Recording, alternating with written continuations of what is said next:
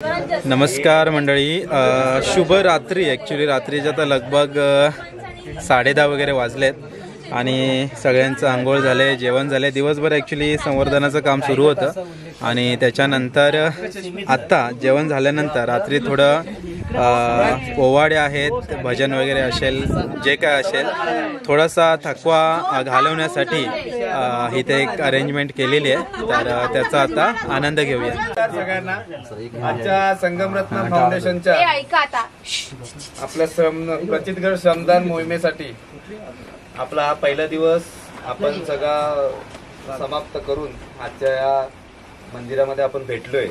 तर या सगळ्या वातावरण निर्मितीसाठी आपण जे महाराजांसाठी जे कार्य करतोय, अशा सगळ्या स्फूर्तीपूर्त असं वातावरणासाठी आता आपण जो काही कार्यक्रम आयोजित केलाय त्याच्यामध्ये अभिषेक दादा पाटील असतील, डॉक्टर सुमेध वैद असतील, हे आपल्यासमोर काही आपली एक कला सादर करतात.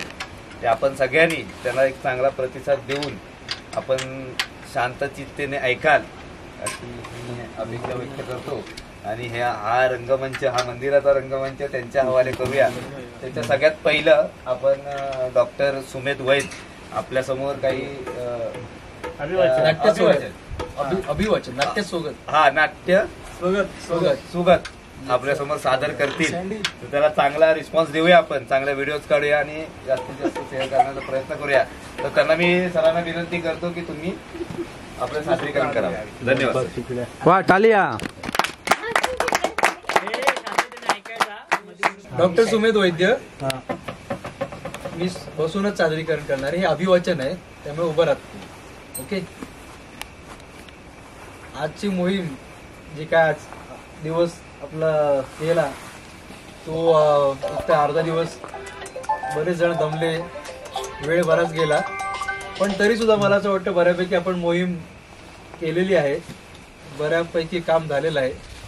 आपण इकडे शृंगारपुरात आहोत आणि हा प्रचितगड आपण संभाजी महाराजांचा संदर्भ देतो म्हणून संभाजी महाराजांबद्दल जी कुठली नाटकं झाली आतापर्यंत मराठी रंगभूमीवरची सुप्रसिद्ध नाटकं, एक रायगडाला जेव्हा जाग येते ते डॉक्टर काशीनाथ घाणेकर यांच्यामुळे सुप्रसिद्ध झालेलं नाटक, आणि दुसरं इथे ओशाळला मृत्यू, हे दोन्ही वसंत काणेकरांनी लिहिलेली नाटकं आहेत. त्याच्यातलं नाट्य स्वागत म्हणजे त्यातला काही भाग हा मी अभिवाचन म्हणून तुमच्या समोर सगळ्यांसमोर सादर करत आहे. माझा आवाज सगळ्यांपर्यंत येतोय, शेवटपर्यंत स्पष्ट स्टँड पाहिजे ना. त्यातलं पहिलं नाट्य स्वागत रायगडाला जेव्हा जाग येते, हे आपण याची सुरुवात मी करतो. समज, आपण आमचा तो केवळ एक समज मानता. युवराजनी तुम्ही थोरा घरी जन्मलात, मात्या पित्यांच्या मांडीवर तुम्ही लाडात वाढलात, आबासाहेबांच्या लाडक्या सुनबाई म्हणून आजवर थाटा माटात रायगडावर वावरलात. आमच्या पोरक्या जीवनाची दर्दभरी कहाणी तुम्हाला नाही कळायची. आम्हाला जाण आल्यापासून ठाऊक आहे फक्त आबासाहेबांच्या डोळ्यातली धाक आमच्या मनावर कोरली गेली आहे. त्यांच्या ओठावरील सुन्न जरब आमच्या पोटात अजून कालवत आहे. त्यांचं छत्र, त्यांचं सिंहासन, त्यांची राजमुद्रा. आग्र्याहून सुटकेच्या प्रसंगाची याद आली की अजून रक्त जळू लागतं, मस्तक फिरू लागतं, पोटात आतडी तळा तळा तुटू लागते. एक 8 वर्षाचा कोवळा पोर महाराजांच्या पाठोपाठ रानावनातून उन्हातानातून दिवस रात्र पळताना अजून आमच्या डोळ्यासमोर स्पष्ट दिसतो आहे. अंगात जोर भरला, पायाला टरटरून फोड आले, तरी हो नाही की छू नाही. अपरात्री मथुरेला एका ब्राह्मणाच्या घरी मुक्काम पडला. मध्यरात्री खलबत सुरू झाली तेव्हा निराजी पंत सल्ला देत होते, महाराज, सही सलामत सुटायचं असेल तर युवराजांना इथंच मागे सोडून दौड केली पाहिजे. माझघरात ग्लानी येऊन तळमळात पडलेलं पोर ते शब्द ऐकतो आणि धडपडत तसा उठून बाहेर येतो. महाराजांच्या कमरेला मिठी घालत दिणवाण्या मुद्रेनं हंबरडा पडतो, आबासाहेब आबासाहेब, आम्हाला एकट्याला टाकून तुम्ही सोडून तर जाणार नाही ना? आबासाहेब एक शब्द बोलत नाही. कमरेची उल्या हाताची मिठी ते पोलादी बोटांनी सोडवतात आणि मासगराकडे बोट दाखवतात. चिमुकल्या मनाला ब्रह्मांड आठवतं. शेकडो कोसांची पायपीट बिनतक्रार करणाऱ्या पोराचे पाय ओसरीवरून मासघरात जाईतो पांगळे होतात. महाराज त्या रात्री निघून जातात, न भेटता न बोलता. युवराजनी एकच सवाल पुसतो, आम्ही आमच्या पुत्राशी असे वागलो असतो तर आपण आमची संभावना कशी केली असती? युवराजनी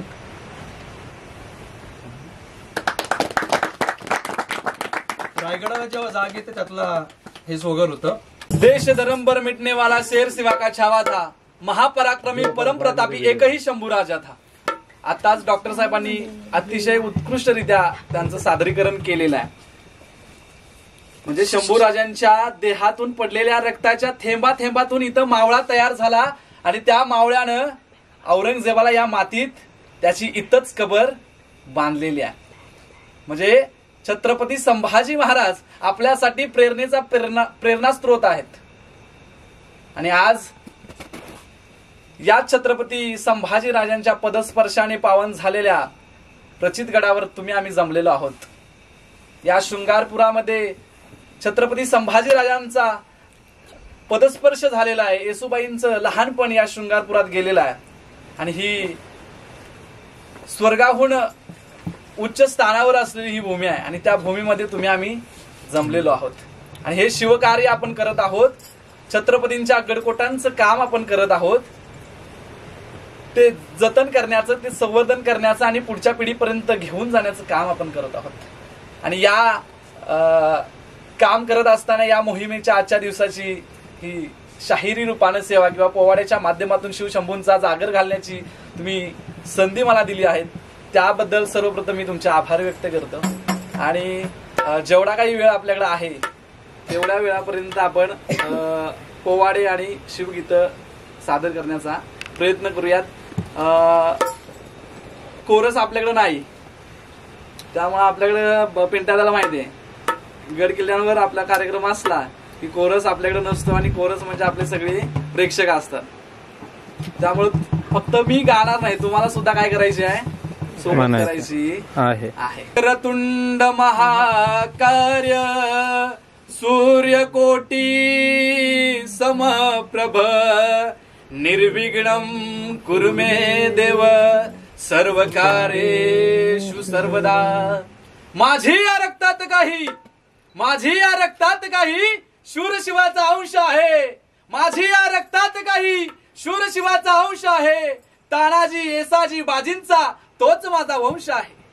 घेतले हे वेड आम्ही बदलण्यात ही दिशा. घेतले हे वेड आम्ही बदलण्यात ही दिशा. विजलेल्या निखाऱ्यावर शाहिरीचा दंश आहे. माझी या रक्तात काही शूर शिवाचा अंश आहे. हे चंडमुंड भंडासुर खंडिनी जगदंबे उदंड दंड महिषासुरमर्दिनी जगदंबे महाराष्ट्र धर्म रक्षिके ये. आज या प्रचिती गडावर आम्ही याच मातीतली लेकरं शिवछत्रपतींच्या गडकोटांचं संवर्धन करण्यासाठी इथं जमलेलो आहोत. आणि याच मोहिमेच्या दिवशी मी युवा शाहीर अभिषेक पाटील माझ्या राजांचं चरित्र वीर रसात गातोय. तू ऐकायला आणि अनुभवायला ये. सर्व देवतांनो या अवघे अवघे अवघे या. शाहिरीच्या नियमाप्रमाणे किंवा कुठलाही कार्यक्रम करत असताना आपण त्या रिद्धी सिद्धी सोबत येणाऱ्या गणरायाला विनंती करतो की हे गणराया, तू सुद्धा या कार्यक्रमाला उपस्थित राहा आणि माझा राजा, माझा शंभू राजा केवढा मोठा पराक्रमी योद्धा होता हे तू स्वतः अनुभवायला ये, ऐकायला ये. आणि म्हणून शाहिरीचा नियमाप्रमाणे गणरायाचं वंदन किंवा शाहिरी गण सादर करण्याचा प्रयत्न करतोय. गणराया गणराया तारा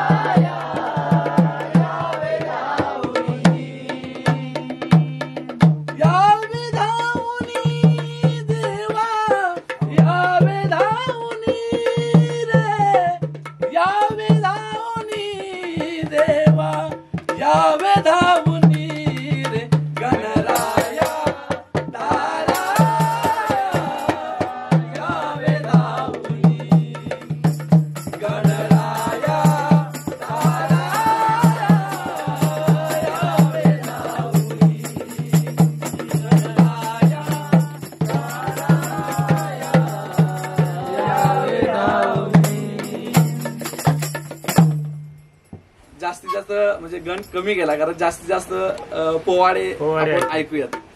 महाराष्ट्र देश फाकडा हे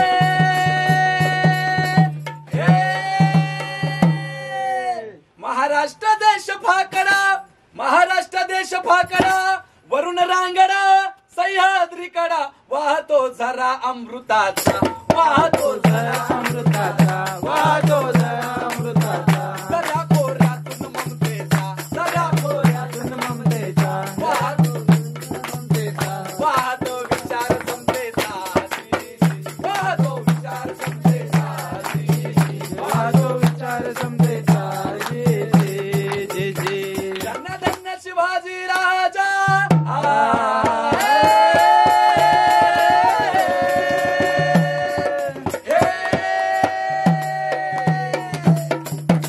धन्य धन्य शिवाजी राजा, धन्य धन्य शिवाजी राजा, राजाचा गाजा मुजरा माझा, नवा नवा इतिहास घडवी, नवा नवा इतिहास घडवी, नवा नवा इतिहास घडवी, घडवून शत्रूला सदा रडवी, मिळवून झेंडा चढवी,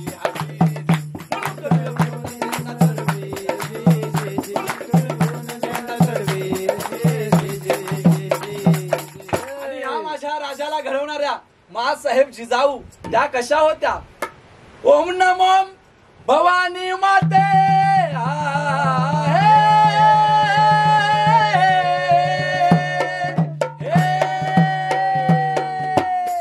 ओम नमो भवानी माते, ओम नमो भवानी माते, तुझ्या आशीर्वादे कृपा प्रसादे, शाहिरीचा साज पुन्हा सडणार, शाहिरीचा साज पुन्हा सडणार,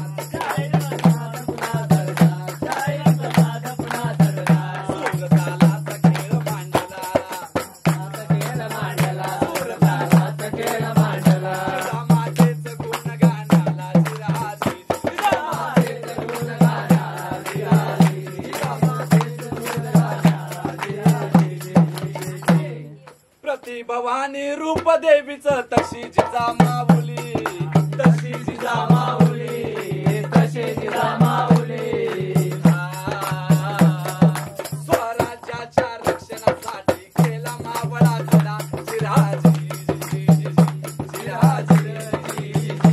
आणि या जिजाऊ मातेनं आपला पुत्र स्वराज्यासाठी दिला, जिच्या हाती पाळण्याची दोरी ती देशाचा उद्धार करी, या राष्ट्राचा उद्धार करी. आणि याच माऊलीनं शिवछत्रपतींना घडवलं, वाढवलं, ज्ञानाचं ज्ञानामृत माऊलीनं पाजलं आणि शिवराय घडल्या गेले.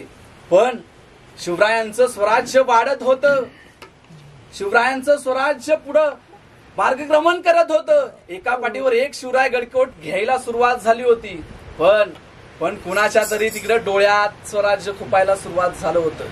आणि भरल्या दरबारामध्ये शिवछत्रपतींना पकडण्यासाठी पैजेचा विडा ठेवण्यात आला.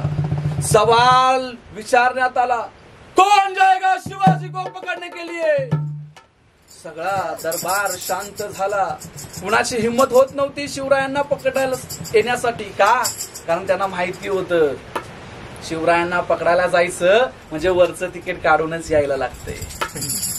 पण त्या शांततेला शिरत एक पहाडी आवाज आला, मैं लाऊंगा शिवाजी को जिंदा या मुर्दा.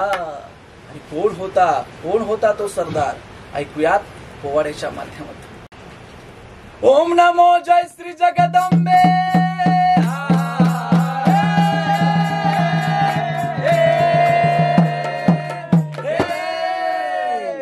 नमो जय श्री जगदंबे, ओम नमो जय श्री जगदंबे, नमन तुझा अंबे करुण प्रारंभ, तपावर थाप तुझ्याचा, तपावर थाप तुझ्याचा, साई रहा महाराष्ट्राचा प्राण, साई रहा महाराष्ट्राचा प्राण, शिवरायांचे गात गुणगान, शिवरायांचे गात गुणगान, शिवरायांचे गात गुणगान.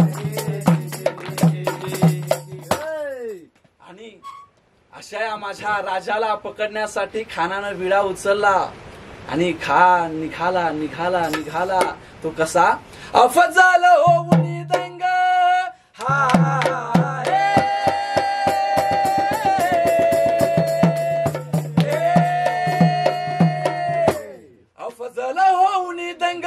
अफजल होऊन दंग बांधून चंग चढला मग रंग 12,000 घेऊन सैन्य 12,000 घेऊन सैन्य 12,000 घेऊन सैन्य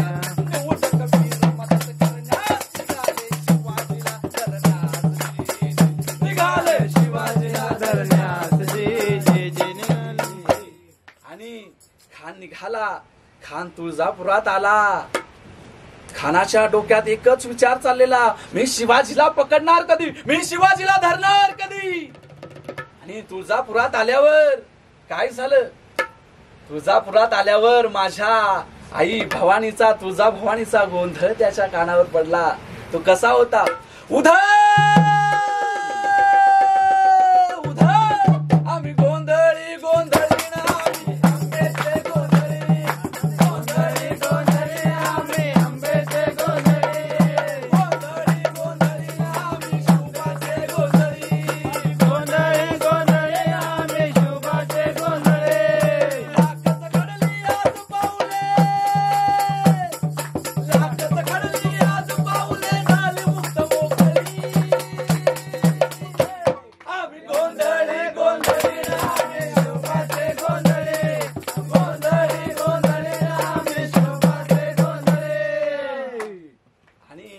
भवानीचा गोंधळ त्याच्या कानावर पडला. खानानं तुळजापूर सोडलं. खान पंढरपुरात आला. आणि पंढरपुरात आल्यावर काय झालं?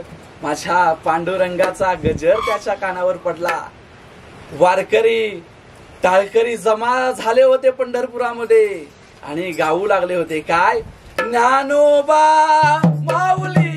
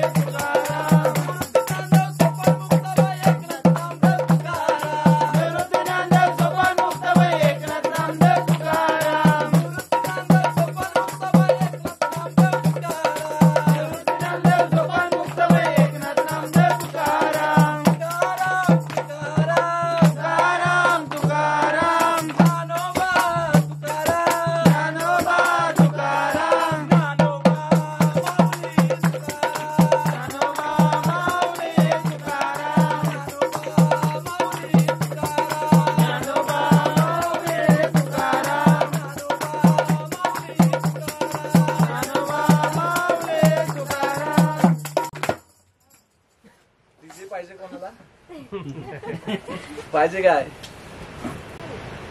गजर झाला, गोंधळ झाला. आणि तुम्हाला महाराष्ट्राची संस्कृती सांगतो. पण आपला विषय काय चालला होता पोवाड्याचा? अफजल खान. म्हणजे झोपलेला नाही. पंढरपुरात आलेला आहे. हा म्हणजे झोपलेला नाही. तो आलाय त्याला पुढे फाडायचा आहे. तुम्हाला मी महाराष्ट्राची संस्कृती सांगतोय. त्याला 2च मिनिटात फाडला. ते त्याची मुद्रा जशी असते ना किंवा शिक्का, त्याच्यात ते लय काय काय लिहितंय. ते म्हणे स्वर्गातल्या उच्च स्वर्गातल्या देवाला विचारलं सा की या पृथ्वीवरचा सगळ्यात श्रेष्ठ कोण आहे, तर मग तो आवाज देईल अफजल अफजल अफजल. 2च मिनिटात फाडला. त्याला फाडायचं आहे. पण तुम्हाला महाराष्ट्राची संस्कृती सांगतो की गजर झाला, गोंधळ झाला. आमचा वासुदेव सुद्धा आमचाच आहे. त्यानंतर बहुरूपी सुद्धा आमचाच आहे. ओव्या आमच्याच आहे. तुमच्या शब्दांना चुकीचा अर्थ गेला तर त्याची शिवी होते आणि शब्दातून तुमचं प्रेम व्यक्त झालं की त्याची ओवी होते. अभंग आहेत म्हणजे भंग पावत चाललेल्या जीवनाला सुरळीत वाटेवर आणण्यासाठी अभंग आहे. म्हणजे बघा एखादं गाणं सैराट किती वर्ष चालला? काय आता सगळं गुंडाळलंय. वारकरी संप्रदायातला गजर किती वर्षापासून सुरू आहे? बंद झालंय काय गोंधळ किती वर्षापासून आहे बंद झालंय काय ओव्या बंद झाल्यात काय ओव्या बंद झाल्यात जात गेले ना जात गेलं ओव्या गेल्या ओव्या आमची जनाबाई दळण कांडण करत असताना विठोबाचं गुणगान गाते विठोबाशी संवाद साधते ती सांगते की ओवीच्या माध्यमातून काय म्हणतात जनाबाई सुंदर माझे जाते ग सुंदर माझे जाते ग फिरते भोवते ओव्या गाऊ कौतुके तू ये रे बाळा ओव्या गाऊ कौतुके तू ये रे बाळा ओव्या गाऊ कौतुके तू ये रे बाळा तू ये रे बा विठ्ठला ये रे बा विठ्ठला ये रे बा विठ्ठला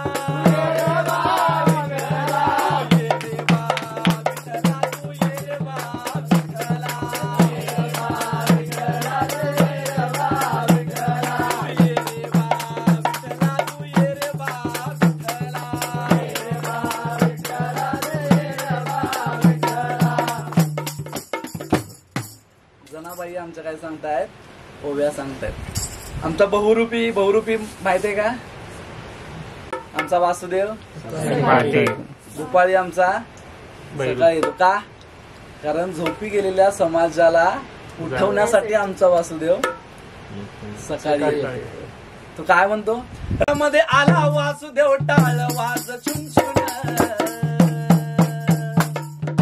राम पारामध्ये आला वासुदेव टाळ वाज छुमछुन झोपू नका तुम्ही गाणं ऐका जरा ध्यान देऊन झोपू नका तुम्ही गाणं ऐका जरा देऊन झोपू नका तुम्ही गाणं ऐका जरा ध्यान देऊन झोपू नका तुम्ही गाणं ऐका जरा ध्यान देऊन शाहिराचा वासुदेव हा करतो जनजागरण झोपू नका तुम्ही गाणं ऐका जरा ध्यान देऊन झोपू नका तुम्ही गाणं ऐका जरा ध्यान देऊन झोपू नका तुम्ही गाणं ऐका जरा ध्यान देऊन झोपू नका तुम्ही गाणं ऐका जरा ध्यान देऊन आता बहुरूपी सांगतो बहुरूप्याचा वापर कोणी छत्रपती शिवाजी महाराजांनी केला माहिती आहे त्यांची एक भाषा आहे बघा करपल्लवी नावाची भाषा त्याच्यामध्ये काय केलं जातं मेसेज पाठवायचा आहे व्हॉट्सअप नव्हतं फेसबुक नव्हतं इंस्टाग्राम पण नव्हतं मग आता मेसेज पाठवायचा आहे बरोबर आहे तो सरळ सांगता येत नाही किंवा आवाजाच्या माध्यमातून सांगता येत नाही कारण आजूबाजूला काय आहेत जसे आपले हेर आहेत तसे त्यांच्या सुद्धा आहेत नाही बरोबर मग त्यांना काय करायचं आहे आता कोड लँग्वेज मधून मेसेज पाठवायचा आहे मग बहिर्जींनी ती करपल्लवी भाषा आपल्या बोटांवर बसवली बाराखडी तर बाराखडी पण सांगतो बघा मराठी बाराखडी सगळ्यांना माहिती आहे का सुरुवात कशापासून आहे प पासून आहे शेवट पर्यंत आता इंग्रजी बाराखडी सुरुवात ए पासून आहे शेवट झेड हा ए फॉर बालवाडी झाले का नाही जरा मोठ्याने A for apple Z for zebra फळापासून सुरुवात प्राण्याला शेवट नावं ठेवत ना नाहीतर म्हणावं लगेच इंग्रजीला नावं ठेवत आम्ही पण आम्हाला पण इंग्रजी होतं आम्हाला पण आहे पण सांगतोय तुम्हाला मराठी भाषा सुरुवात अ पासन अ म्हणजे अननस अज्ञान आणि ज्ञानेश्वर किंवा ज्ञानी म्हणजे अज्ञानापासून सुरुवात होते आणि ते ज्ञानी लोकांपर्यंत घेऊन जाते आमची मराठी भाषा सगळी आपली संस्कृती आहे हे आपल्याला आलं पाहिजे आणि मग हे सगळं येत असताना डीजे बीजे अजिबात याची काही गरज नाही वारीला जावा त्या गजरामध्ये तुम्हाला बघा मृदंग वाजायला सुरुवात झाली की आपोआप पावलं ऐकायला सुरुवात होतात वयाचं बंधन नाही कुणाला त्रास झालाय मला वाटतं वारीला गजर ऐकलाय आणि कुणाचं हार्ट फेल झालंय मी अजून ऐकलं नाही पण डीजे ना झालंय ऐकलंय ही आमची काय आहे संस्कृती आहे अभंग आमची संस्कृती आहे किती सुंदर अभंग आहे सकाळ सकाळी अभंग लावा आणि वाजले की 12 लावा फरक जाणवेल का नाही वाजले की 12 आमचे शाहीर देवानंद माळी म्हणतात की ज्या घरामध्ये सकाळी वाजले की 12 वाजवलं जातं त्या घरचे 12 वाजल्याशिवाय राहत नाहीत. आणि ज्या घरी सकाळी अभंग आहे, गजर आहे, त्या घराचं समृद्धी झाल्याशिवाय राहत नाही. अभंग आहे किती भारी ऐकूयात आपण. सुंदर ते ध्यान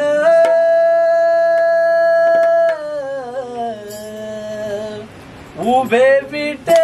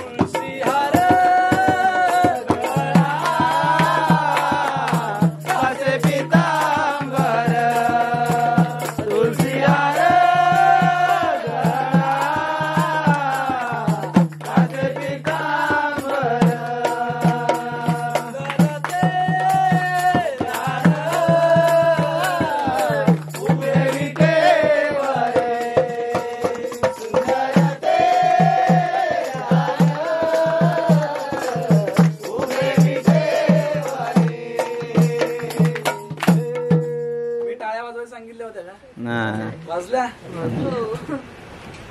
आमची संस्कृती, आमच्या परंपरा, आमच्या संस्कृतीमधली गाणी. आता तो अफजल खान पंढरपुरात आला, तुळजापुरात आला, त्याच्या डोक्यात एकच विचार चालला होता. कोणता विचार? मी शिवाजीला पकडणार कधी, मी शिवाजीला धरणार कधी.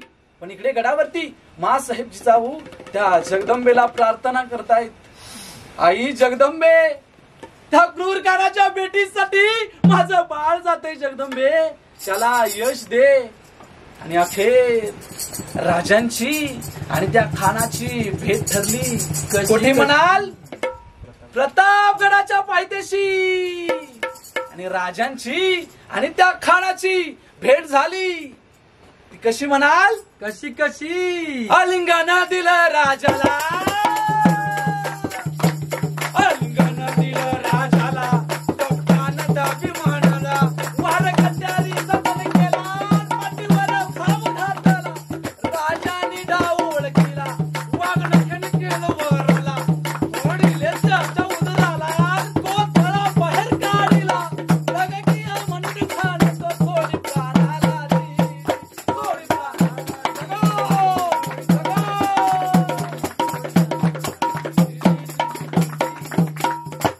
जाणूनी अशा समयाला सय्यद बंडा त्याच वक्ताला, शुभावरती वार करण्याला रोखून हात उचलला. जेव्हा महाल होते बाजूला, सबकन वार त्यांनी केला, सबकन वार त्यांनी केला. सय्यद बंडाचा हात उडविला होते जेव्हा, म्हणून शिवबाचा प्राण वाचला, प्राण वाचला. स्वातंत्र्याच्या रक्षणाला झाले तयार, मावळे झाले तयार. हर हर महादेव झाली घटना, झाले अमर. श्रीराम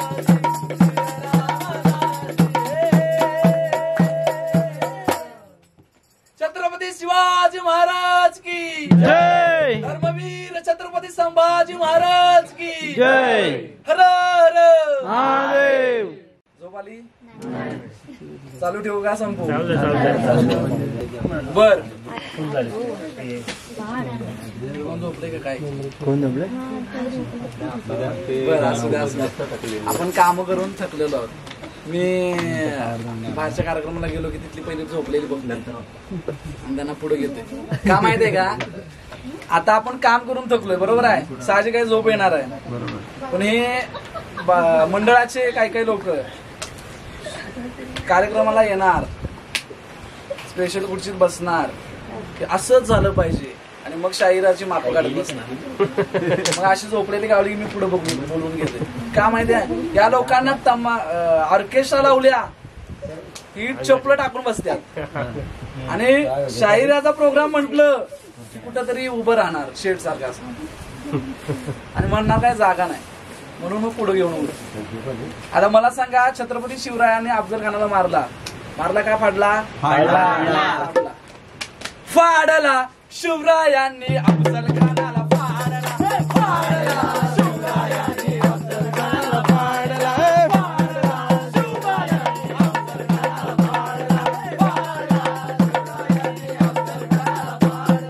काढला खानाचा कोथळा बाहेर काढला. काढला खानाचा कोथळा बाहेर काढला. फाडला शिवरायांनी अफजल खानाला फाडला. फाडला शिवरायांनी अफजल खानाला फाडला. मारला नाही, काय म्हणायचं? फाडला. मच्छर मारतात आणि राक्षस फाडतात. मग त्याला काय केलाय? फाडला. बर, शिवरायाने अफजल खानाला फाडला. आता हे शिवरायांचं यश छोटा आहे का मोठा आहे? मग पार्टी झाली पाहिजे का नाही? अल्पेश दादा, आमची पद्धत आहे की नाही, 35% पास झालो तरी आमचा मोठा बहिण. अभि तो पार्टी सुरू आहे. आता शिवरायाने त्या अफजल खानाला फाडला. अफजल खान कोण? फक्त शिवरायांना मारायला आलेलं नाही बरं, तो लय क्रूर आहे. हे शिवरायांचे थोरले बंधू संभाजी महाराज, त्याला सुद्धा त्यांनी हत्या केली. कपटानं मारलं. त्यानंतर औरंगजेबाला सुद्धा अफजल खानानं पकडला होता. त्याचं नशीब की तो तिथनं वाचला. मी त्याला ते मराठ्यांकडनं जरा त्याचा हाल होणार होत्या. त्याच्या तकदीरमध्ये खुदानं लिहिलं असावं तुला मराठीच हाल करून मारतील म्हणून त्या अफजल खानाच्या कैदेतनं किंवा त्याला सापडलं होतं ते सुटले. त्याच्या 1 नव्हे 2 नव्हे किती बायका इथं माणसानं एक सांभाळता 63-64 ज्या काही असतील त्या आहेत की नाही. आणि त्या बायकांना सुद्धा त्याने काय केलंय? डुबून. एवढा क्रूर खान आहे तर त्याला शिवरायांनी फाडलाय. म्हणलं पार्टी झाली पाहिजे. शिवरायांनी पार्टी केली नाही, बॅनर लावला, व्हॉट्सअप स्टेटस, इंस्टा स्टोरी टाकली नाही. शिवरायांनी काय केलं? 17व्या-18व्या दिवसात पन्हाळगड पर्यंतचा मुलूक मारला. का? कारण आदिलशाहीचा सगळ्यात मोठा सरदार शिवरायांनी फाडलाय. आता ते काय झालेत? घाबरले. आता ते घाबरल्यात. शिवराय इकडून येतात की तिकडून येतात, हीच संधी आहे. संधीचं सोनं कसं करायचं, महाराजांकडून शिकायचं. शिवराय शिवराय शिवराय कुणाला म्हणायचं, किंवा शिवाजी शिवाजी शिवाजी कुणाला म्हणायचं? शिवाजी किती आहेत? 3 अक्षर आहेत. शि म्हणजे शिका, वा म्हणजे वाचा, जी म्हणजे जिंका. शिकल्यावर वाचल्यावर मग जिंकता येतं असा ज्यांच्या नावातला अर्थ आहे तो राजा म्हणजे छत्रपती शिवाजी. दुसरं एक सांगतो बघा, शिवाजी नाव उलट करायचं. काय होतंय? जो राजा तुमच्यासाठी, माझ्यासाठी, धारकऱ्यांसाठी, वारकऱ्यांसाठी, शेतकऱ्यांसाठी स्वतःच्या जीवाशी खेळला तो राजा म्हणजे छत्रपती शिवाजी. जर शिवराय नसते तर, छत्रपती शिवराय नसते तर काय झालं असतं? आज आपण इथे नसतो. आज आपण इथं नसतो. आपला धर्म. मग इथं कार्यक्रम करायला आपल्याला जायचं, याचं उभं राहायचं, तोंडावर रुमाल घ्यायचा, काय म्हणायचं, असा कार्यक्रम घ्यायचा. परवानगी देता काय? घ्यायला लागली असते की नाही परवानगी? शिवराय नसते तर उरले नसते देवळाची कळस, उरली नसती अंगणातली तुळस. शिवराय नसते तर उरली नसती गोट्यातली गाय, उरली नसती घरातली माय. शिवराय नसते तर नसता आपल्याला लावता आला कपाळावर टिळा, आणि शिवराय नसते तर नसता फुला शेतकऱ्यांचा हिरवागार मळा. एवढे उपकार शिवरायांचे तुमच्यावर. आणि मग असा राजा पन्हाळचा मुलूक मारलेला आहे आणि पन्हाळगडावर कैद झाली, वेड्यात अडकलं. आता यावेळी पुन्हा शिवरायावर चालून आले कोण? सिद्धी-जोहर आणि त्याच्यासोबत फाजल खान. त्या अफजल्याचं पोरं कसं वाचलं होतं काय माहिती. त्या जावळीच्या जंगलातनं एवढं पळवलंय त्याच्या स्वप्नात सुद्धा शिवराय आले असते, पण ते चुकून माकून बापाचा बदला घ्यायला आलंच. त्याला वाटलं होतं आता काय करायचं, शिवरायांना पकडायचं आणि बापाचा बदला घेता येईल. ते आलं त्या सिद्धी-जोहरला घेऊन आला. सिद्धी-जोहरनं पन्हाळ्याला काय घातला? वेढा घातला. माझा राजा त्या वेड्यामध्ये अडकला आणि इकडून पुन्हा कोण चालून आलं? शाहिस्ते खान चालून आला. म्हणजे दुहेरी संकट स्वराज्यावर आहे. राजा इथनं बाहेर नाही पडला तर रयतेचा हाल होणार आहे. स्वराज्य जे आपण स्थापन केलेलं आहे, निर्माण केलेलं आहे, ते काय होणार आहे? नेस्तनाबूत करण्यासाठी दुश्मन तयार आहे. आणि मग योजना ठरली आणि योजनेनुसार काय झालं? बाजी प्रभूंनी घोडखिंड पावन केली. शिवा काशीदांनी काय केलं? स्वतःच बलिदान. ते कसं ऐकूयात पोवाड्यात. ऐकायचं? धन्य धन्य बाजी प्रभुवीर हा हे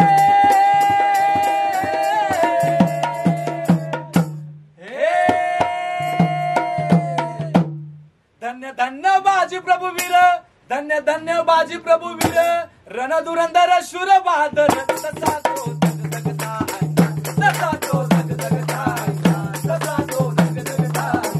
दिवस असो अंधार रण मैदानी लढे झुंजारची, रण मैदानी लढे झुंजारची, रण मैदानी लढे झुंजारची.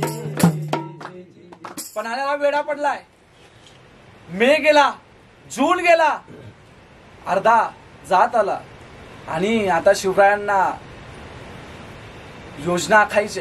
मी जर इथून बाहेर नाही पडलो तर आपली रयत मारली जाईल, शेतकऱ्यांचे मळे पेटवले जातील, दुश्मन हैदोस घालील स्वराज्यामध्ये.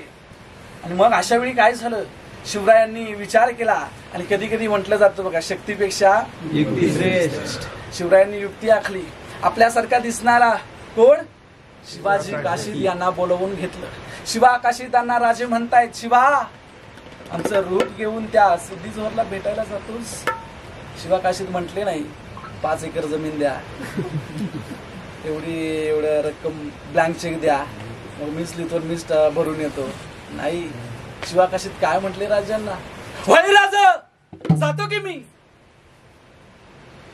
अरे शिवा, तुला माहिती आहे, तू जर का त्या सिद्धी-जोहरला भेटायला गेलास ना तर तो सिद्धी-जोहर तुला ठार केल्याशिवाय राहणार नाही रे. भाई राजा, माहिती आहे मला, जर का मी त्याला भेटायला गेलो ना तर तो सिद्धी-जोहर मला ठार केल्याशिवाय राहणार नाही. पण राजे, एवढी संधी जर तुम्ही मला दिलीत ना तर या शिवाच्या जीवाचं सोनं होईल. एवढी संधी द्या की मला. आणि 2 पालख्या सजण्यात आल्या. एका पालखीमध्ये शिवराय स्वतः बसले, दुसऱ्या पालखीमध्ये शिवा काशीदांना बसवण्यात आलं. विशालगडाच्या रोखानं पालख्या धावायला सुरुवात झाली आणि धावता धावता धावता धावता एका पालखीला खानाच्या सैन्याचा गराडा पडला, सिद्धी-जोहरच्या सैन्याचा गराडा पडला. शिवराय म्हणून शिवा काशीदांना खाली ओढण्यात आलं, सिद्धी-समोर हजर करण्यात आलं.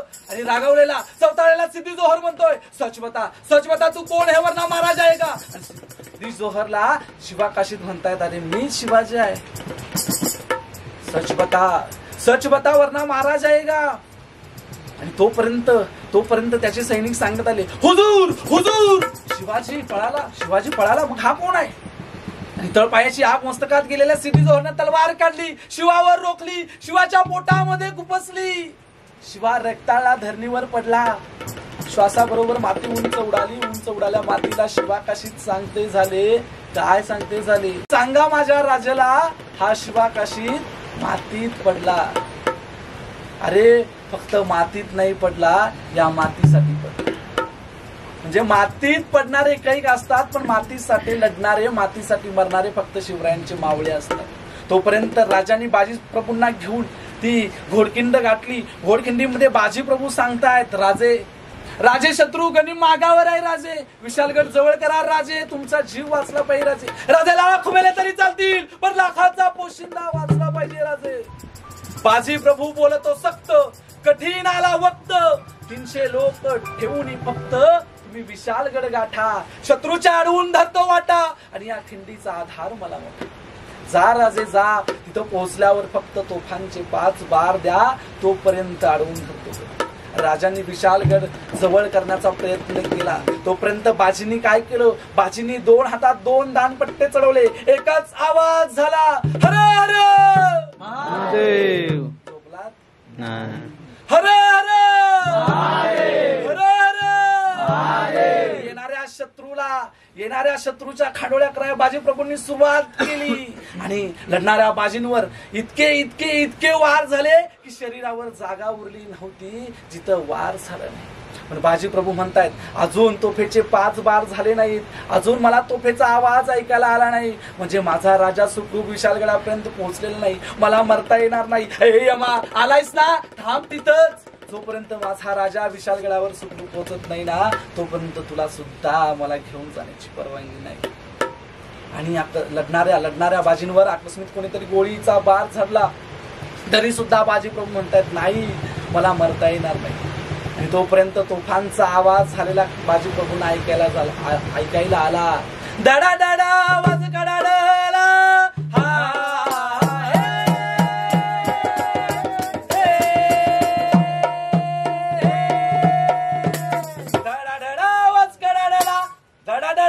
कडाडला, इशारा बाजीला तोफेचा गोळा घेऊन गेला बाजीचा प्राण, घेऊन गेला बाजीचा प्राण, घेऊन गेला बाजीचा प्राण. दिल्या शब्दाची ठेवणी साथ, बाजीने केले जीवाचे रानजी, बाजीने केले जीवाचे रानजी, बाजीने केले जीवाचे रानजी. खऱ्या अर्थानं शिवराय घडले ते कोणामुळं?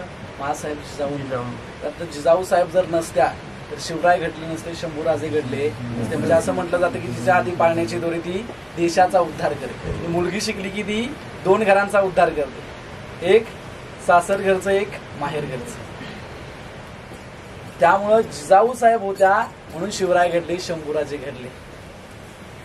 ज्यावेळी जिजाऊ साहेबांना डोहाळे लागले त्यावेळी जिजाऊ साहेबांची परिस्थिती काय असेल? जिजाऊ साहेबांना कोणते डोहाळे लागले असते? बर्गर खाण्याचे, पिझ्झा खाण्याचे? नाही. जिजाऊ साहेबांना डोहाळे कुठले लागले होते? शहाजी राजांना जिजाऊ साहेब म्हणतायत, काय मला डोहाळे लागले? कोणते? मला तुमचा पोशाख हवाय, मला तुमची समसेर हवी आहे, मला तुमचा घोडा हवाय, आणि मला त्या घोड्यावर रपेट मारायची आहे, घोडदौड करायची आहे, आणि त्या घोडदौडच्या माध्यमातून त्या वाऱ्याशी स्पर्धा करायची आहे. असं जेव्हा कुठल्या आईला वाटतं ना, किंवा कुठल्या आईचे डोळे असतात ना, तेव्हा छत्रपती शिवराय जन्माला येतात. आणि मग बर्गर खाणाऱ्या आईला जर वाटलं आपले पोरगं शिवरायांसारखे गडावतर होणार नाही, कारण का, बर्गर खाऊन जर्जर झालेलं शरीर आणि त्या शरीरातून जन्माला आलेलं लेकरू त्या आई बाबाला सांभाळणार नाही. आणि आज महाराष्ट्रामध्ये वृद्धाश्रमांची संख्या वाढलेली आहे. म्हणजे आमचे सांगलीचे शाहीर आहेत, विभूती शाहीर म्हणून, त्यांनी ते हे सगळं प्रकरण लिहिलं की डोहाळे काय आहेत आत्ताचे. इथे ऐकायचं आहे, इथे लिहितात की आंबट खावट खावं वाटतया, आंबट खावट खावं वाटतया, आणि भाजक कणीस मक्याच, आणि डोहाळ माझ्या अंगाच, डोहाळ माझ्या अंगाच, डोहाळ माझ्या अंगाच, डोहाळ माझ्या अंगाच, डोहाळ माझ्या डोहाळ माझ्या अंगाच. बरं, डोहाळ फक्त माझ्या अक्काचं नाहीत, तर त्याच्यामध्ये सामील कोण आहेत? दादा पण आहेत की. ताई म्हटली मला हे खायला पाहिजे, दादा आणून देतात की नाही. मग शाहीर लिहितात की असलं लाड पुरवत्या ती, आणि हे लाडकं नवर बायकांच, आण डोहाळ माझ्या अंगाचं, डोहाळ माझ्या अंगाचं, डोहाळ माझ्या अंगाचं, डोहाळ माझ्या अंगाचं. लाड पुरवतात की नाही, दोघांसाठी सुद्धा लिहिलेला आहे. सत्य परिस्थिती शाहिरांनी लिहिलेली आहे. आणि शिवराय जन्माला आले. शिवरायांचा पाळणा घ्यायचा का?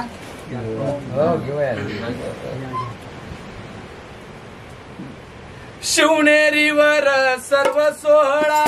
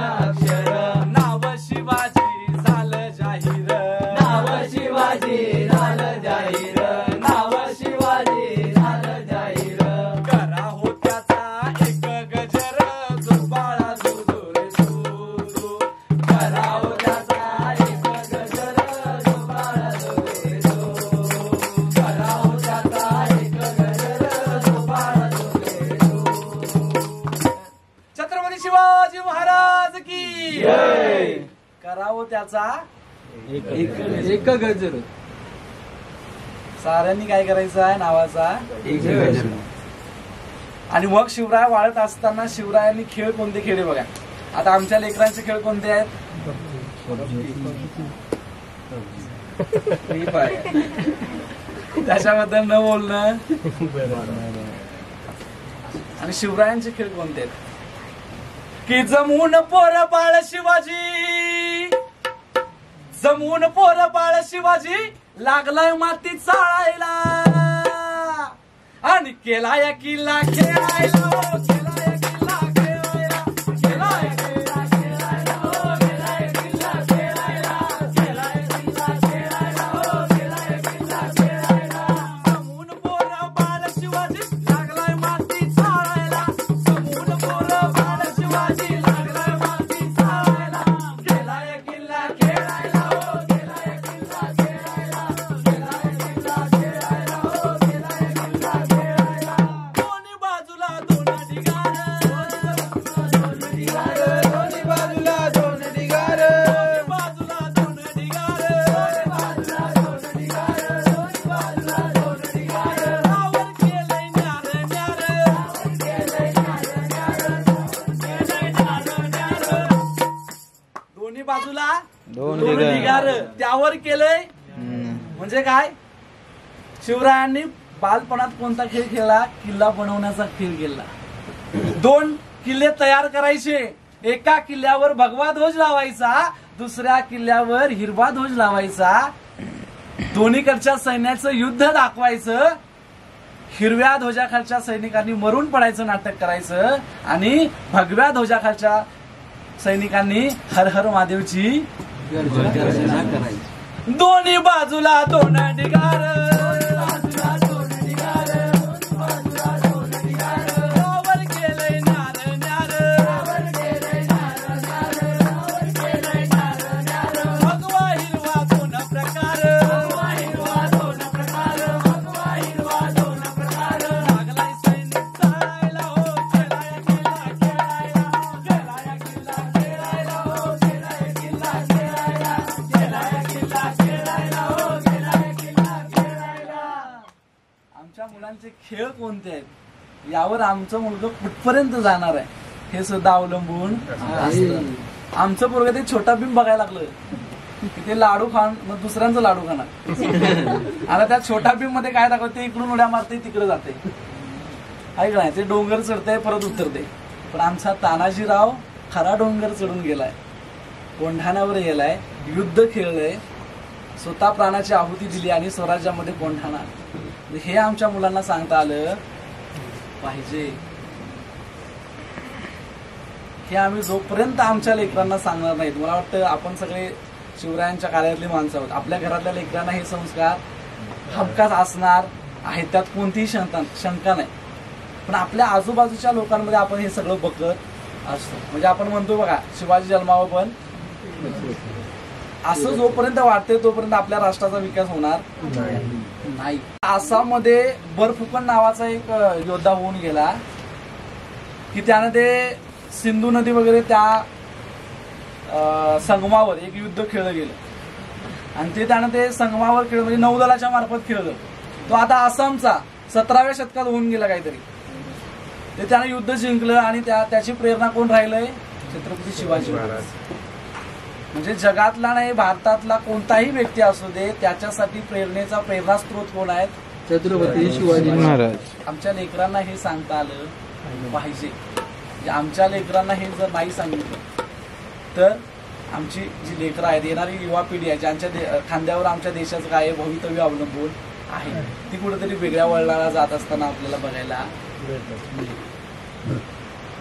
आणि मग शिवरायांनी बहुरूप्याचा कसा, मगाशी सांगता सांगता राहून गेलं की बहुरूप्याचा कसा वापर केला, बहुरूपी यायचा संदेश द्यायचा. आता संदेश सांगताना काय कोड लँग्वेज आहे, ते काय म्हणणार? लग्नाला चला तुम्ही, लग्नाला चला, लग्नाला चला तुम्ही, लग्नाला चला,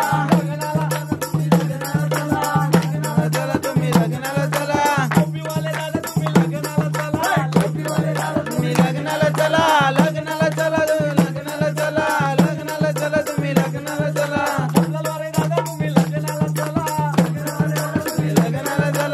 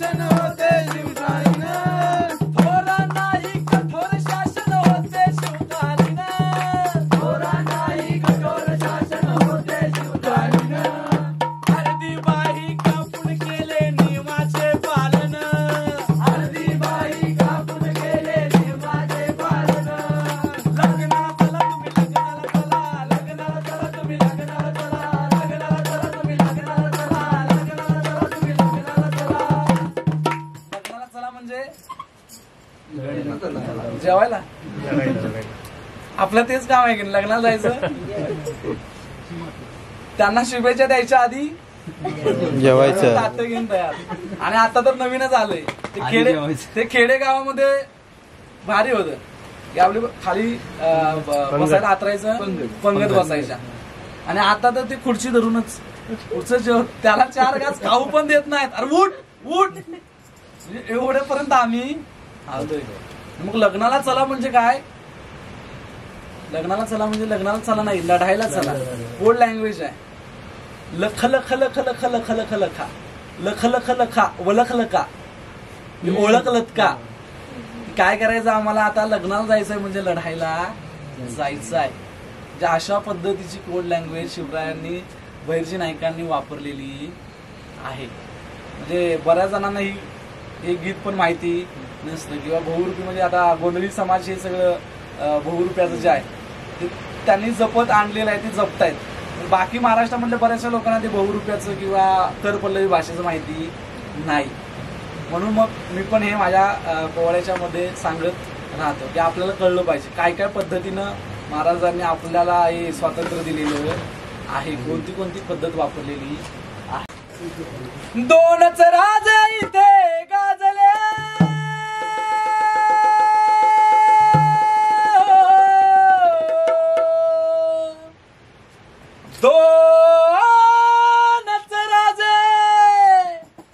दोनच राजे इथे गाजले या पावन भूमीवर, महाराष्ट्र पुण्यभूमीवर.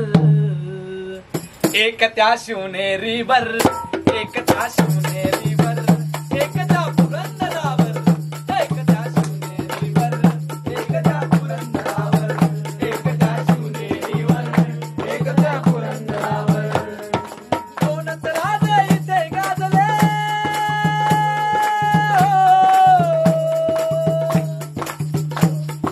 दोनच राजे इथे गाजले या पावन भूमीवर, महाराष्ट्र पुण्यभूमीवर.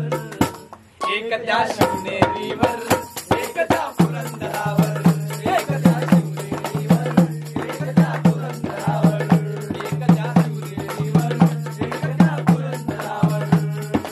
एक जिजामातेने, एक सई मातेने, एक जिजामातेने, एक सई मायेने, एक जिजामातेने, एक सई बाईने, एक जिजाबाईने, एक सई बाईने.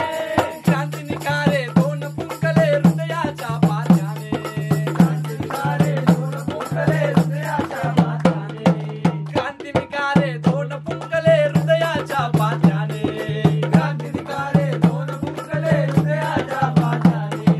दोन नरमणी असे शोभले दोन्ही वीर बहादर, दोन नरमणी असे शोभले दोन्ही वीर बहादर. एक त्या शिवनेरीवर, एक त्या पुरंदरावर, एक त्या शिवनेरीवर, एक त्या पुरंदरावर, एक त्या शिवनेरीवर, एक त्या पुरंदरावर. रायगडावर शिवरायांचा राज्याभिषेक झाला,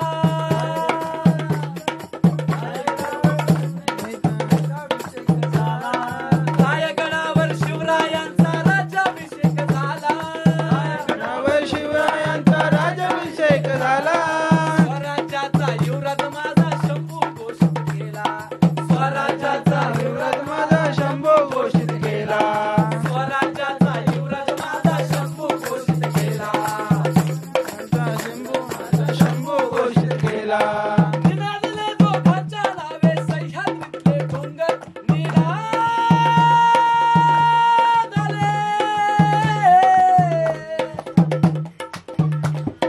निनादले दोघांच्या नावे सह्याद्रीतले डोंगर. एक त्या शिवनेरीवर, एक त्या पुरंदरावर, एक त्या शिवनेरीवर, एक त्या पुरंदरावर, एक त्या शिवनेरीवर, एक त्या पुरंदरावर. त्या औरंग्याला दरबारामध्ये शिवाजी राजा नडला,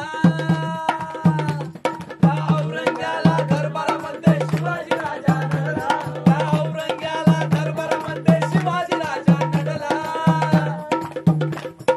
देशुबाचे शौर्य पाहुणी शंभू राजा घडला, देशुबाचे शौर्य पाहुणी शंभू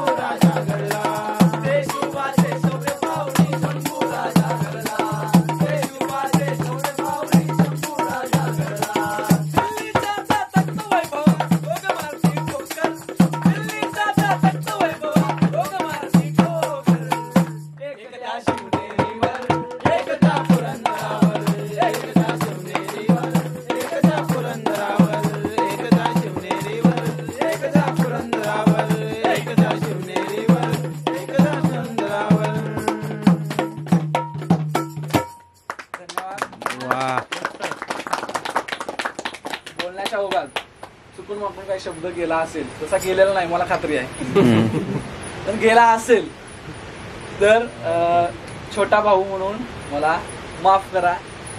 जी काही सेवा झालेली आहे, म्हणजे मला कोणताही, मी सांगत असतो की मला कोणताही शायरीचा वारसा नाही, गाण्याचा वारसा नाही, पण हे माझ्याकडून कसं होतंय मलाच माहिती नाही. कारण जेव्हापासून पोवाडा ऐकलाय तेव्हापासून हे काहीतरी खूप चांगलं आहे आणि हे आपण जपलं पाहिजे, हा कुठेतरी उद्देश मनामध्ये राहिला आणि हे सगळं सुरू आहे. खरं तर याच्या मागची प्रेरणाच कोण आहेत? छत्रपती शिवराय. आणि महासाहेबांच्या आशीर्वादानं, आई वडिलांच्या आशीर्वादानं, तुमच्या सगळ्या म्हणजे शक्यतो जास्त करून मी म्हणजे गड किल्ल्यांचं जतन संवर्धन करतात त्यांच्यासोबत असतो. तो मग तुमच्या सगळ्यांच्या आशीर्वादानं, तुमच्या सगळ्यांच्या पाठिंब्यानं हे जे काही आहे ते चांगलं चाललेलं आहे. जोपर्यंत शक्य आहे तोपर्यंत मी पोवाडा गात राहील. भले ते कुठल्या स्टेजला मला नाही मिळालं जाता आलं तरी चालेल, पण दुर्गसेवकांच्या सोबत गाता येतंय हे मला खूप भारी वाटतं. म्हणजे मला जगातला सगळ्यात मोठा पुरस्कार काय असेल तर तो इथं माणसं कमी असली तरी चालतील, पण काय पाहिजे खरी आणि प्रामाणिक माणसं. शिवरायांचं सैनिक किती होतं? कणभर किंवा मुठभर होतं. आणि तिकडे औरंगजेबाचं 1.5 लाखाची फौज होती का नाही तिकडे, याच्यात काय झालं? धुळलाच. तिकडे 5 लाखाचं सैन्य होतं. शिवराय आग्र्यातून विसरले. त्याला आश्चर्य वाटलं, शिवाजी महाराज काय भीतीतून गेले का पशार झाले? तुझ्या बापाला सुद्धा माहिती नाही शिवराय कसे गेले, कारण तू सत्तेवर आलेला आहेस तुझ्या भावांना, तुझ्या बापाला मारून. आणि शिवराय सत्तेवर येण्यामागचं कारण काय आहे? गोरगरीब रयतेचं राज्य निर्माण झालं पाहिजे. शिवरायाने, तुम्ही कधी फोटो बघितलं? शिवरायाने असं दागदागिने एकदम जो अंगरखा घातलाय त्याच्यावर असं सोन्याचं पिण्याचं केलेलं आहे, बघितलं? मला वाटतं जगाच्या पाठीवर शिवराय हा एकमेव राजा आहे ज्यानं कवड्याची माळ गळ्यामध्ये घातली. म्हणजे जो राजा स्वतः कवड्याची माळ गळ्यामध्ये घालतोय आणि रयतेला सुखाचे सोन्याचे दिवस देतोय, असा जगाच्या पाठीवर एकमेव राजा म्हणजे कोण असतील? शिवाजी महाराज. एकच उदाहरण देतो की शिवरायांना समर्थांनी शब्दप्रयोग वापरला की श्रीमंत योगी. खरं तर श्रीमंत व्यक्ती योगी नसतो आणि योगी असणारा श्रीमंत नसतो. शिवरायांच्या बाबतीत दोन्ही खरं आहे. शिवराय योगी सुद्धा आहेत. किती मोठा रायगडावर तुम्ही बघितला असेल, किती मोठा महाल आहे राजांचा, किंवा ते स्ट्रक्चर जे आहे ते किती मोठं आहे. 2-3 एकर मध्ये असा आलिशान आहे का? नाही. छोटा आहे की नाही? छोटा आहे. म्हणजे एक राजा आहे, त्या राजाच्या लेवलचा आपण विचार केला तर त्या मानाने शिवरायांची जे त्यांचा वाडा आहे तो कमीच आहे, छोटा आहे. राजगडावर गेला तिथं सुद्धा ती जागा काही छोटीच आहे. म्हणजे शिवराय योगी सुद्धा आहेत, शिवराय श्रीमंत सुद्धा आहेत. म्हणून शिवरायांना काय म्हटलं जातं? श्रीमंत योगी म्हटल्या जात. जी काही सेवा झालेली आहे ती शिवरायांच्या चरणी अर्पण करतो. त्या शृंगारपूरची ग्रामदैवत भैरी भवानी आई तिच्या चरणी अर्पण करतो आणि मी ते थांबतो.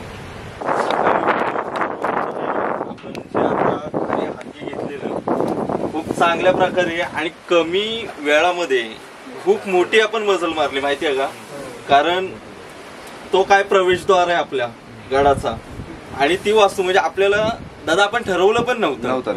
आणि ते कार्य ना आपल्या न कळत, मी असं म्हणेल ना, कारण प्रत्येक वेळेस मी खूप मोहिमा केल्यात आणि सतत मी मोहिमाच करत आलोय. प्रत्येक गोष्ट म्हणजे गडावरती गेल्याच्या नंतर गडावर जायच्या आधी नियोजन असतो की आपण गडावर जाऊन काय करणार आहोत.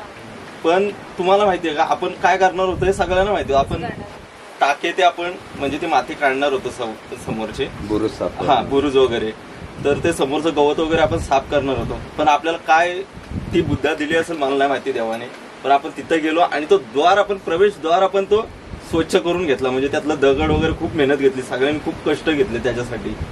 आणि आता सकाळी आहे ना त्या द्वाराला म्हणजे आपण काय म्हणतात की आपण ढाणी घालायचे, म्हणजे ते धुवून घ्यायचंय सगळं. आपलं पहिलं कार्य ते असेल आपलं सगळ्यांचं. आपण सगळेजण जाऊ तिथे ते झाल्याच्या नंतर म्हणजे एक आपल्याला किती वेळ असेल तर 10 ते 15-20 मिनिटं ठीक आहेत आपल्याला तिथे लागणार आहेत, तर तेवढं करूया. आणि त्यानंतर तिथे आपण प्रवेशद्वाराचीच सकाळी आपण पूजा करू आणि नंतर मग इथे येऊ. आणि हे जे टाके आहेत आपल्याला सदर दिसत आहेत दादा, 5 टाके आहेत. तर त्या 5 टाक्यांची जी समोरची माती दिसते बघा, आपण सगळ्यांनी पाहिलं ते, तर त्याची माती आहे ना, समोरचीच माती काढायची. आपल्याला वेळ लागेल जर आपण सगळ्यांनी जर तेवढ्या ताकदीने जर थोडी मेहनत घेतली तिथे, तर 1-1.5 तासामध्ये आपण मोकळी होऊ त्या कार्यातून. पण 2-2 ते 3-3 लोकच एका टाक्याला काम करणार, कारण त्याची जागा छोटी आहे. बरोबर आहे. एक काढणार आहे आणि दुसरा बाहेर देणार आहे. म्हणजे किती 4-4 जणांची जरी आपण टीम बनवली उद्या सकाळी तरी ते होऊन जाणार आहे. बरोबर ना? हो हो. तर आपलं सकाळी ते त्या परीनेच आपलं नियोजन असेल. सकाळी उठल्याच्या नंतर चहा पिण्याच्या अगोदर आपण ते कार्य हाती घेऊया. पोटी करायचं असतं हे, म्हणून ते चहा पिण्याच्या आधी करूया. ते झाल्याच्या नंतर आपण चहा घेणार आहोत आणि मग त्या कामाला सुरुवात करू. साधारण आपण जर 7 वाजता जर आपण मोहिमेला सुरुवात केली सकाळी, तर आपण एक 9:30 ते 10-10:30 पर्यंत आपण फ्री होऊ शकतो. म्हणजे सगळ्याच गोष्टींनी, म्हणजे आपलं काय साहित्य वगैरे सगळं जे काय असेल ते सगळं एकत्र करून आपण सर्वजण एकत्र निघून जाऊ शकतो. रात्रीचे 12:30 वाजलेत आणि आता पोवाडा झाला आणि बाकी सगळं काय झालेलं आहे. सगळ्यांमध्ये परत एक ऊर्जा आले, पण झोप पाहिजे कारण दिवसभर कामं बरीच केलेली आहेत. तर आता टेंट वगैरे लावायचं सगळं नियोजन चालू आहे. नेमकं कुठे लावायचं. आपण आहोत आता भैरीभवानी मंदिरामध्ये. मंदिराचं ॲक्च्युली रिनोव्हेशन केलं आहे. तर आता नवीन मंदिराच्या इथे साधारण आम्ही 35-40 लोक आहोत. तर निवांत बसू शकतो, पण 35-40 जण झोपू शकत नाही आहेत. तर आता टेंट इथे थोडेफार लावायचे आहेत आणि जे हुंबराचं झाड आहे प्रचितगडावर, तर तिकडे बाकीचे टेंट लावायचे आणि मग झोपून सकाळी मग बाकीचं नियोजन असणार आहे. तर रात्रीचा एक खास कार्यक्रम होता पोवाड्याचा, तर मजा आली. तुम्हाला पण आलीच असेलच. तर आता झोपायचं नियोजन सुरू आहे मंडळी. तर उद्याच भेटू. उद्या आपल्याला बाकीचं जे संवर्धनाचं काम करायचं आहे ते करायचं आहे आणि त्याच्यानंतर मग गड उतरायला सुरुवात करायची आहे. तर चला आतापर्यंत तरी इथे थांबूया. भेटू परत आपण एका अशाच नवीन व्हिडिओमध्ये. तोपर्यंत टाटा, बाय बाय.